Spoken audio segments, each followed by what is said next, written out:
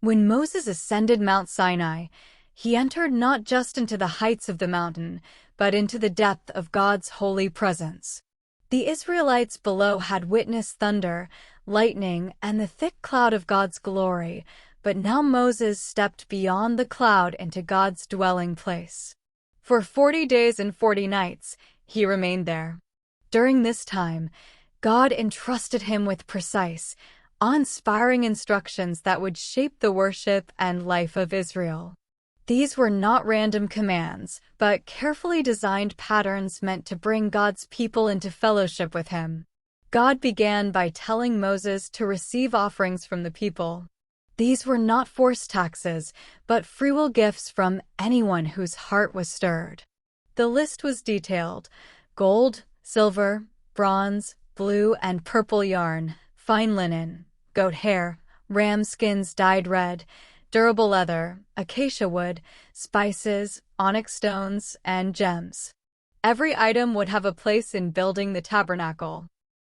The metals would frame and overlay holy furniture. The fabrics would form curtains of beauty and strength. The spices would become fragrant offerings. Even the gems would represent the 12 tribes of Israel. God declared his purpose plainly: "Let them make me a sanctuary, that I may dwell in their midst." This was the heart of it all. The Creator of the universe, who had brought his people out of Egypt, desired to live among them, not far away, but right at their center. The first instructions concerned the Ark of the Covenant, the most sacred object of all. It was to be built from acacia wood, about 45 inches long, overlaid inside and out with pure gold. Around it was to be a molding of gold, and rings attached for carrying poles, ensuring it would never be touched directly by human hands. On top of the ark was the mercy seat, a solid slab of pure gold. 2 cherubim, hammered out of gold, faced each other with wings outstretched, overshadowing the seat. This was not an idol, but a throne. God said, "There I will meet with you, from above the mercy seat, from between the cherubim." Next came the table for the bread of the presence. Like the ark, it was to be built of acacia wood and overlaid with gold. On it would rest 12 loaves of bread, set before the Lord continually, representing the 12 tribes of Israel always before his face. Plates, cups, and bowls made of gold would accompany it. Then came the lampstand, or menorah. Unlike the table, it was not wood overlaid with gold, but pure gold, hammered into shape. It had a central shaft with 6 branches, 3 on each side, making 7 lamps in total. Each branch was decorated with almond blossoms, cups, and buds. The lamps were to burn continually, giving light in the holy place. God then described the tabernacle itself, a sacred tent unlike any dwelling Israel had known. It consisted of 10 curtains made of fine linen with blue, purple, and scarlet yarn, embroidered with cherubim. These were coupled together to form the inner covering.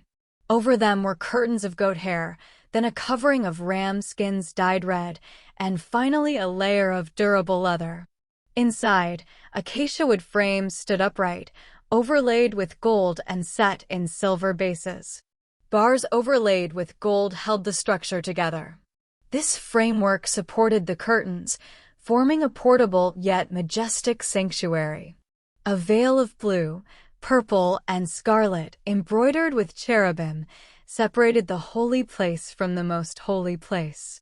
Beyond this veil was where the ark and mercy seat stood.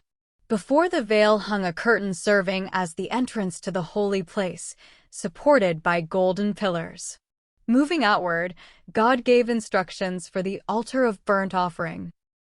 It was square, made of acacia wood, overlaid with bronze. It had horns at its corners, rings for poles, and utensils of bronze. A bronze grating was fitted inside. Here, sacrifices would be made daily, symbolizing atonement and worship. Around the tabernacle was a courtyard, 150 feet long and 75 feet wide, enclosed by linen hangings on bronze posts with silver hooks. The entrance curtain faced east, woven in colors of blue, purple, and scarlet. Within this courtyard the people would gather, bringing offerings and worshiping their God. God commanded the people to bring pure olive oil for the lampstand, so it would burn continually. Aaron and his sons were to tend the lamps from evening to morning before the Lord. This was a perpetual statute for Israel, a sign of God's unending presence. Aaron and his sons were chosen to minister before the Lord. Their garments were not ordinary clothes, but sacred vestments, designed for glory and beauty. The ephod made of gold, blue, purple, and scarlet yarn, with shoulder pieces holding 2 onyx stones engraved with the names of the 12 tribes, 6 on each stone. The breastpiece of judgment, a square pouch with 12 precious stones, each engraved with the name of a tribe. Inside were placed the Urim and Thummim for discerning God's will. The robe of the ephod, blue, with bells and pomegranates around the hem, so that the sound of the bells would be heard as the priest entered and exited the holy place. The turban, with a gold plate inscribed, "Holy to the Lord," fastened to the forehead. Every piece symbolized representation. The priest carried the people before God in holiness. God then outlined the consecration ceremony. Aaron and his sons were to be washed, dressed in their garments, and anointed with oil. Sacrifices would be offered, a bull for sin offering, 2 rams, 1 for burnt offering and 1 for ordination. Blood was applied to their right ear, thumb, and big toe, symbolizing holiness in hearing, action, and walk. For 7 days this ceremony was to be repeated, sanctifying the priests for service. Daily offerings of lambs, 1 in the morning and 1 in the evening, with grain and drink offerings, would be made continually. God promised, "I will dwell among the people of Israel and will be their God." God commanded the making of a golden altar of incense to stand before the veil. Aaron was to burn fragrant incense on it every morning and evening. Once a year, blood from the atonement sacrifice would be placed on its horns. Each Israelite, when counted, was to give a half shekel as atonement money, a reminder that their lives belonged to God. A bronze basin was to be made for the priests to wash before approaching the altar or entering the tent. God gave recipes for anointing oil and incense, both considered holy. They were to be used only for worship, never for personal use. God chose skilled workers to carry out these sacred tasks. Bezalel, from the tribe of Judah, was filled with the Spirit of God, wisdom, understanding, knowledge, and craftsmanship. He would lead in making the tabernacle and all its furnishings. Assisting him was Oholiab of the tribe of Dan. Together, they would oversee the work, with many artisans contributing their skills. God reminded Moses of the Sabbath.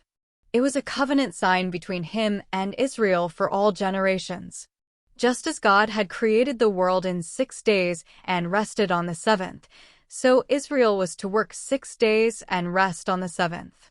Anyone who profaned the Sabbath was to be cut off from the community. The Sabbath was a reminder that Israel was set apart by their Creator. Finally, when God finished speaking with Moses on Mount Sinai, he gave him the 2 tablets of testimony, tablets of stone written with the very finger of God. These tablets contain the 10 Commandments, the covenant law that would guide Israel's life and worship. Did you enjoy the story? Please subscribe to our YouTube channel. This motivates us to create more Bible-inspired stories to share with you. God bless you.